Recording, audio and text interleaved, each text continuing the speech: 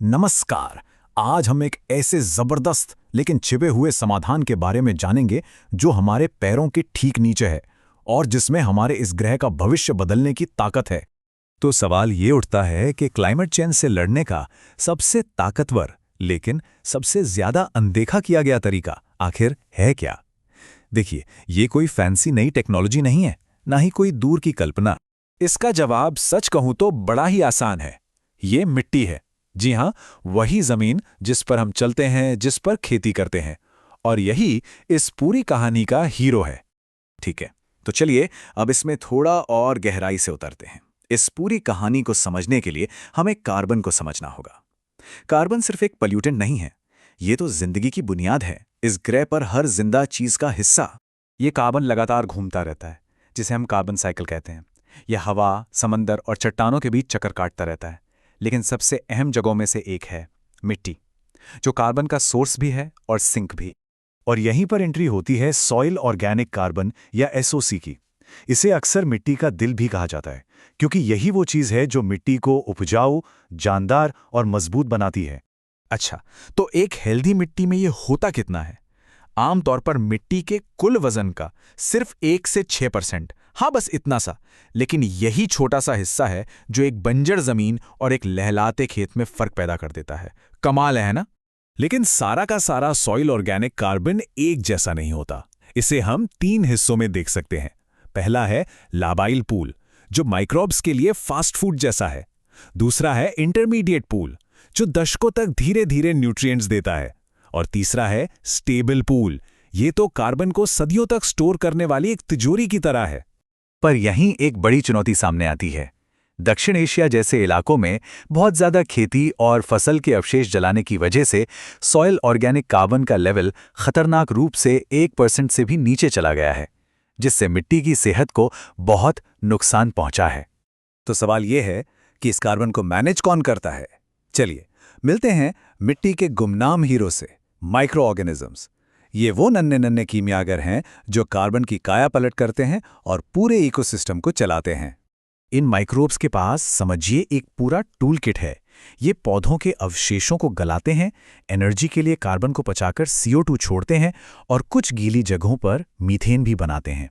और सबसे जरूरी काम, ये अवशेषों को स्टेबल ह्यूमस में बदल देते हैं, जो कार्बन को लंबे समय तक लॉक कर देता है।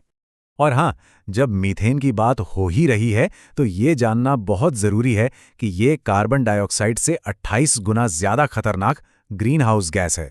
खासकर धान के खेतों जैसी जगहों पर यह एक बड़ी चिंता का विषय है। तो अब जब हम इसके पीछे की साइंस समझ गए हैं, तो चलिए देखते हैं कि इस ज्ञान का इस्तेमाल कैसे किया जाए। कैसे हम मिट्टी को क्लाइमेट बचाने का एक पावरफुल टूल बना सकते हैं। इसका हल छिपा है कार्बन सीक्वेस्ट्रेशन में। ये वो प्रोसेस है जिससे हवा में मौजूद कार्बन डाइऑक्साइड को खींचकर लंबे समय के लिए मिट्टी में सुरक्षित तरीके से स्टोर कर दिया जाता है। तो सबसे जरूरी बात, मिट्टी में आखिर कितनी क्षमता है? बहुत ज्यादा। मिट्टी में हमारे पूरे एटमॉस्फेयर से लगभग 3 गुना ज्यादा कार्बन जमा है। ये एक बहुत बड़ा अनदेखा खजाना है। इसी क्षमता को देखते हुए दुनिया भर के वैज्ञानिकों और पॉलिसी मेकर्स ने एक बहुत ही खास लक्ष्य सामने रखा है, और वो नंबर है 0.4%। अब सुनने में ये बहुत ज्यादा नहीं लगता, सही कहा ना? लेकिन रुकिए, इसकी असली ताकत जानकर सब हैरान रह जाएंगे। ये 0.4% वो सालाना ग्रोथ रेट है जिससे अगर हम दुनिया की मिट्टी में कार्बन स्टॉक को बढ़ाएं तो इंसानों द्वारा पैदा किए गए CO2 उत्सर्जन की रफ्तार को काफी हद तक धीमा कर सकते हैं।